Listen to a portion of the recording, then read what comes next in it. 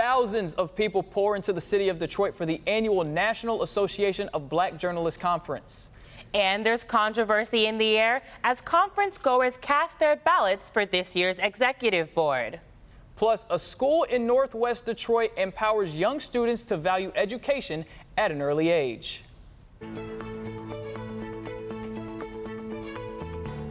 Thanks for joining us for NABJ News. I'm David Shealy. And I'm Noelle Lilly. It's Wednesday, August 1st, 2018, and we're taking a look at stories all across Metro Detroit. First, topping our news this hour, opening day is underway at the 60th Annual National Association of Black Journalists Convention. It's the second time the convention has made its way to the Motor City in nearly 3 decades. NABJ News reporter Amani Patterson is live on the convention floor, where we find hundreds of convention goers. He sure is. In fact, Donnie was only 14 years old when he started to go to college. And tonight he is here to accept that award. And he said he doesn't know where he would be without NABJ. And I still rely on the skills that I learned in doing the NABJ Student Multimedia Project in my day-to-day work. This time last year, Donnie Holloway had no problem making his mark on NABJ student projects in New Orleans. Hello, I'm Donnie Holloway. Now, Holloway works at Bloomberg TV, where he really feels like he's making a difference. The chance to hear what's in store for some very powerful workshops. Producing podcasts, working with our different shows on Bloomberg to bring shows across the world to people, and it's really gratifying and a lot of fun. Not only is Holloway talented, he's thankful for the investment from his mentors and colleagues, whom he considers family. I'm so deeply grateful and honored and humbled to receive the Student Journalist of the Year award. It really encourages me to continue telling stories and inspires me to continue doing the work that we do. It's hard to believe it's been a year. Donnie went on to say that NABJ is everything. We see these hundreds of black journalists here to motivate and inspire the next generation of storytellers, just like you and me. I'm Amani Patterson for NABJ News. Back to you. Thousands of journalists are here in the Motor City right now, looking to network, learn, and grow their career at this year's convention. NABJ's Jalen Anderson found out why people look forward to this event every single year. It's hard to believe that 24 hours ago, unpacked boxes, unfinished light fixtures, and empty booths were all that filled the exhibit hall. We basically take a blank floor plan, or so it could be a concrete floor in a convention center, or it could be a ballroom that has just carpet on it, and we turn it into a marketing, I say, fair, so to speak. So, with all the bells and whistles. Today, nearly 3,000 journalists of all ages are here in the Renaissance Marriott. And the event on almost everyone's mind, the career fair. Many first-time attendees and young journalists attended a panel discussion on how to best navigate the conference. If you look like everyone else, if you're not doing anything to sell yourself, then again, it was a wasted opportunity. Hunter Patterson graduates next year, and he took away some valuable tips. Take every opportunity to speak with whoever you can. You never know who you're going to be in an elevator with. As the conference continues, this room will be packed and filled with journalists. Long lines will occur as people wait to talk to recruiters from the major networks. Each year, NABJ's Career Fair is the place to be for news managers looking to hire talent. This is the largest and best attended Journalists of Color conference in the country. You know it's a big thing when the hotel sells out. The Career Fair closes at 5 p.m. each day and ends on August 3rd. For NABJ News, I'm Jalen Anderson. Thank you, Jalen. As you prepare to navigate through the career fair, remember to bring your resume electronically or on paper, along with plenty of business cards. The NABJ Board of Directors decided Tuesday to hold what they call a runoff election. It includes the media-related representative position who works after the annual convention. Typically, the NABJ members vote prior to and during the convention. Those results are usually announced during the annual Salute to Excellence Gala and awards show. This comes after one candidate dropped out of the race due to a conflict of interest. For more on that, here's Chancellor Johnson. Yeah, that's right, guys. There's a discrepancy in the election for the media-related representative board position after a candidate withdrew from the race, but that person's name was not taken off the ballot. NABJ member Hania Sharp Brown withdrew from the race after being notified that she could not run for an elected position while participating as a mentor in the student project. For me, I choose my students any day. It wasn't very much a hard decision. Sharp Brown says she turned in her letter of withdrawal on July 10th to the elections chair after she was notified of a conflict of interest on July 4th. During that time, several votes were cast for her online. This isn't the first time this happened. In 2013, a student was involved in a same situation, but a former NABJ committee chairperson came up with a solution. It was a recommendation in my report that the board direct the SEED committee, which oversees student projects, to come up with a written policy dealing with that issue. Had I been notified earlier when I submitted the application, or had there actually been a rule in writing, we could avoid this. And that recommendation Woolfolk alluded to went to former President Bob Butler, who doesn't recall taking any action. Current President Sarah Glover says the board is working on changes for the next election. There's been plenty of talk among convention goers about the future of the Motor City. We ventured out and found a school working hard to make sure young people stay on the right track. The Jalen Rose Leadership Academy prides itself on being a different type of school. Our students here, they come every single day ready to learn. They leave here ready to lead every single day. That's Dean of Leadership Thomas Lehman. He believes success comes from teaching practical skills more than usual classroom content. Whenever there's a teachable moment, whenever there's a correction with a teachable moment attached to that, we make sure that all adults in the building make sure that we correct young people where it's necessary, but then uplift them throughout the correction. It makes me feel a lot more confident about my learning situation. Like, growing up, I've been through a lot, but coming here, it gives me a big confidence boost. It's like perfect here. The Leadership Academy enrolls almost 400 students every year. In some cases, they even have students on a waiting list hoping to get in. Academy leaders hope completing high school is just a first step for their graduates. During our visit to the Academy, I learned from the students that their teachers are getting through. Attending and graduating from college is one of the big things of emphasis here at the Jalen Rose Academy. They have the flags of all kinds of colleges, including Michigan State and Michigan, above each locker. And those two schools are where students Malik and Darrell are interested in going. Well, I would be looking forward to looking into journalism or engineering. It's a whole lot different compared to other schools. Like, every other school I went to is nowhere compared to this one so far. And, you know, it starts with the young people. We're here for these kids. We're here to make sure that our students have every single opportunity that students in more affluent communities have, because we believe when you put our students in those same positions, you'll see the same amount of success. That was a great story, David. What impressed you most about the school? I think it was the casual atmosphere. Usually when you go into a school, it's usually there's the authority and there's you, the student, and that's just it. But it didn't feel like that at all. I mean, you had the staff talking to the students just as they were all around the same age, like they were all just real cool. Everybody was like a friend, and I thought that was really nice, especially in a school-type atmosphere. Mm-hmm. Yeah, I mean, that definitely sounds like a great experience. It definitely was. Still ahead, official conference swag. Find out about all the new apparel, where you can buy, and when it'll be open to the public. Plus, thousands pour into the first day of the NABJ conference. Coming up, the official numbers from the day. I'm a believer that anything is possible. I got a vision and I'm gonna make it true. What message would you have for the viewers of Detroit? Mornings are special. Mm-hmm. Yeah. You give us your morning, that's a big deal to us. We care about giving fair, accurate, up-to-date information in the right context. There's a connect you guys have with your viewers. You know them intimately. You cover them daily. The moment you wake up, turn to Local 4 News Today and The Today Show. We've all been there. You have that moment where you realize something is just not right. The facts or your gut tell you something is wrong. Could be that business owner not treating you fairly. Or maybe it's the landlord that doesn't care about your personal safety. That's the moment you should call me. Let me help make an unfair situation right. After all, those are the moments that really matter. The moment is here at Local 4 and click on Detroit. Have a consumer complaint? Call Help Me Hank.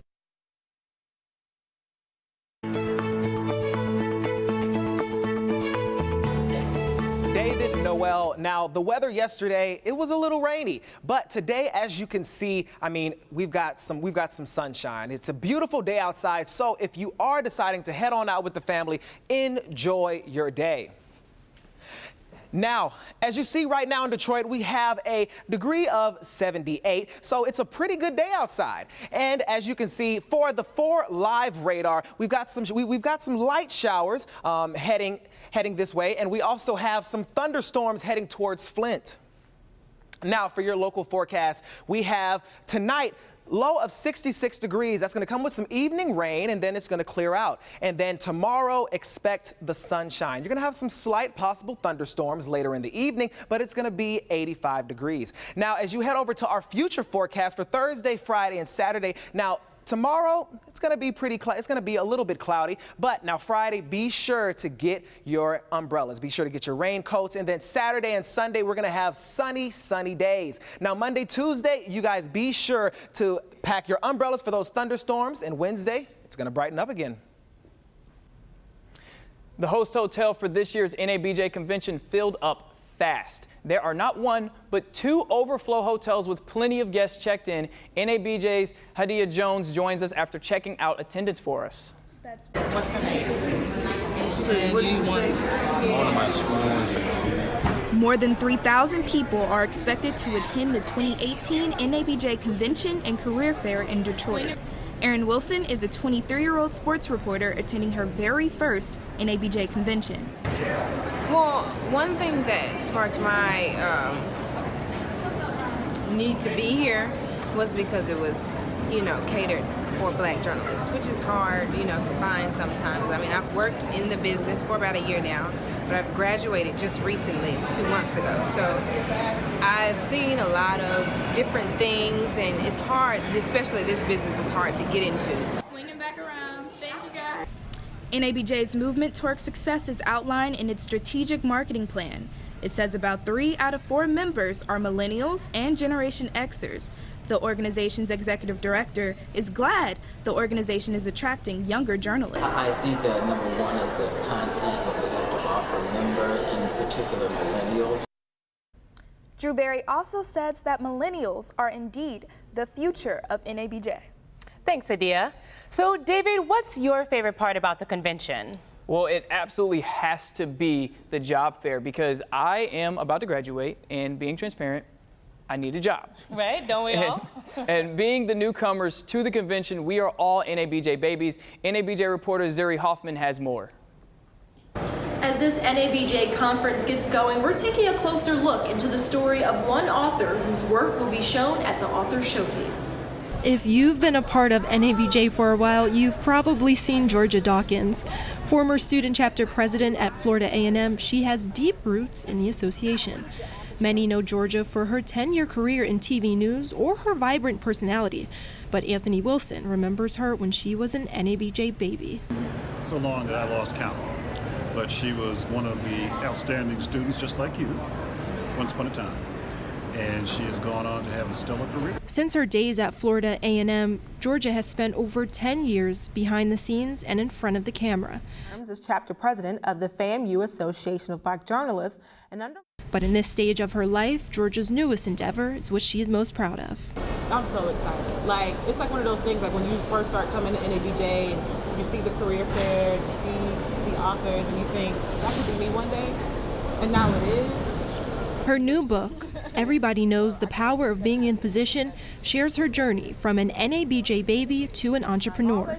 Georgia Dawkins is a testament that with support from her NABJ family, anything is possible. I'm so happy and grateful for this network and this family. Zuri Hoffman, NABJ News. So, David, this is only my second NABJ convention, so I think I'm kind of like an NABJ newborn almost. Well, we're on the same page because I attended my first conference last year in New Orleans. Yeah. See, well, it's good to be here, right? Absolutely. It's always awesome to be at the NABJ convention. For sure. So, aspiring journalists are upgrading their wardrobe with budget-friendly prices. Starting a journalism career is not easy, especially when it comes to finding professional yet affordable clothing. CBS Boston reporter Michelle Fisher partners with NABJ to help future journalists dress for success. Young journalists, people that are just starting out in their first or second market that maybe don't have that big of a salary, that this will be one less thing they have to worry about. Convention goers can purchase the items from $1 to $5 each this Saturday from 9 a.m. to 2 p.m. in the Davency Room. You can help by donating gently to use clothing, shoes, and accessories until Friday. All the money raised goes to the NABJ Scholarship Fund. During NABJ, time is set aside to help make local chapters around the country strong. Members connected with their local chapters at Chapter Day. The chair of Council of Presidents, Sia Bon Riley, says getting involved takes the organization to the next level. In chapters, you learn leadership skills, you learn fundraising techniques. There's so much that you can learn. I think it's important for people to come out and take advantage of those opportunities, because that's what's going to help build strong leadership. Presidents from local chapters across the country got the chance to participate in a Q&A during the Chapter Day workshop. Still ahead, once a landmark, now an eyesore, the Detroit train station is getting a new life. We'll tell you who's behind the effort to get it rolling again. This is Jeopardy! Answer. Daily Double. Who is Ford? In the nick of time. What is Brandy? Brandy, yes, you're a fine girl. Why are you laughing at me? You're so handsome, I was overwhelmed. Watch with over 9 million Jeopardy fans. Jeopardy! Weeknights at 7:30, only on Local 4. Sexual assault allegations have flooded headlines over the last year, leading to criminal trials, job terminations, and the hashtag #MeToo. But online and offline, the movement has been criticized for leaving out women of color. On day one of the 2018 NABJ convention, media professionals and sexual violence activists discussed how to report stories of sexual assault and include the voices of minorities. Panelist Tamika Payne argues that Black women don't make so-called good victims for the media. I think stereotypically when we think of victims and we think who plays, you see a thin, blonde, pretty woman. So when we say this person's a bad victim, it's not we're not saying that they are a bad person, but we're recognizing the implicit biases that we bring to making assumptions. The panel also discussed how the Me Too movement neglects marginalized groups. The Me Too doesn't capture the story of the undocumented. The Me Too doesn't capture the story of the migrant. The Me Too doesn't capture the story of the trans woman of color. Panelists and attendees added that it can be difficult to cover stories involving men of color accused of misconduct, like Bill Cosby. But for Detroit Free Press intern Quentin Banks, it's a matter of right and wrong. Someone who is a person of color did something that deserves punishment. Don't hold back because they're a high-ranking person of color. The panelists gave tips to journalists on how to better cover sexual assault cases. That advice included not focusing on salacious details and not relying solely on what's been reported to police. For more information on the Me Too movement, head to nabjmonitor.com/2018.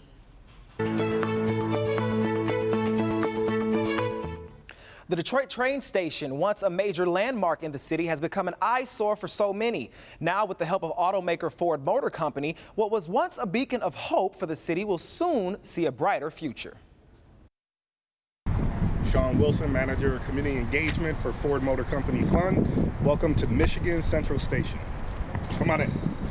Ford Motor Company has purchased this shabby old building. The makeover of the Michigan train station is eagerly anticipated by those with fond memories. Was last here, I figure it was about 1964, 65, with my mother taking a train to Grand Rapids to go see my brother.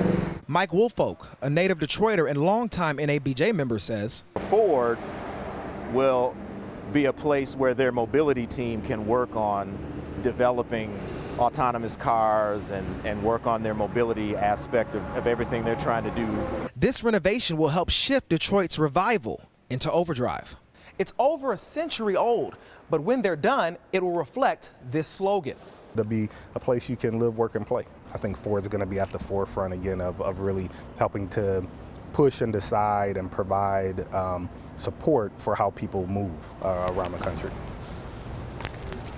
So we're projecting about 4 years. Okay. Yeah, and so 2022 is when we would anticipate opening up the doors. Making everything old new again. Well, you don't have to be from Fraser to know of Eberline Drive. It was the epicenter of the sinkhole in 2016. 2 houses at the end of the street collapsed on Christmas Eve, but now that life is back to normal in the neighborhood. The name Eberline Drive is rising, not sinking. This is Eberline Drive today. Quiet, peaceful. The sound of construction and demolition crews, a distant memory. Nowadays, the only disturbance might come from the Hirschman house on game day.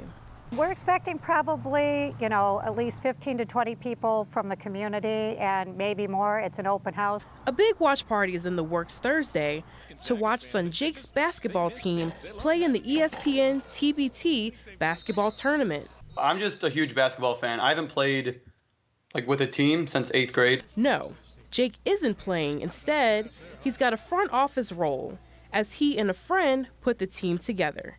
Playing general manager is something Jake's done for years with little success. They kept losing and losing and losing. But this year, after direct messaging the right NBA players on social media, he struck gold. Our best player is Jerome Randall. He's the all-time leader in points at the University of California, now plays professionally in Australia. We've also got 5 former NBA players. From 72 teams at the start, it's down to 4. The prize, $2 million. The team name, Eberline Drive. Me and my buddies, when we first made the team in 2014, we decided to call it after the street we grew up on because, that's just kind of where we've lived our whole lives and, means a lot to us. It means a lot to those who live on Eberline Drive, too. Everyone officially on the bandwagon, hoping their street's namesake rises up. It's nice to have something really inspiring and great, to have people talking about Eberline Drive with a passion and an excitement instead of a dread. Thanks for joining us. For more stories from the NABJ conference, you can find it on our website, nabjmonitor.com/2018.